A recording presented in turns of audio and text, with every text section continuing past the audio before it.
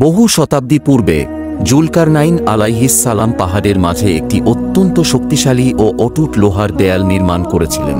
এই দেয়ালটি এমন একটি ভয়ঙ্কর জাতি ইয়াজুজ ও মাজুজকে আটকে রেখেছিল, যারা পৃথিবীতে বিশাল ধরনের বিপর্যয় ও ধ্বংসযজ্ঞ সৃষ্টি করত। আল্লাহর বিশেষ আদেশ অনুসারে সেই দেয়াল ভেঙে যাবে এবং তারা পাহাড় ভেদ করে মুক্ত হয়ে দুনিয়ায় প্রবেশ করবে।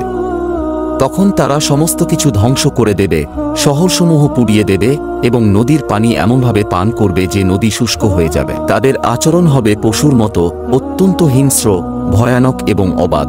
তারা এমন কঠোর প্রতারণা ও অহংকার প্রকাশ করবে যে বলবে, আমরা আসমান জয় করব। কিন্তু সর্বশেষ আল্লাহ তাদের বিরুদ্ধে একটি বিশেষ কীট পাঠাবেন, যা তাদের সম্পূর্ণরূপে ধ্বংস করে দেবে। এই ঘটনা হবে কিয়ামতের অন্যতম বড় আলামত, যা প্রমাণ করবে আল্লাহর অপরাজেয় শক্তির বিরুদ্ধে কোনো সৃষ্টি টিকে থাকতে পারে না। এই চ্যানেলে নিয়মিত ভিডিও পেতে সাবস্ক্রাইব করুন।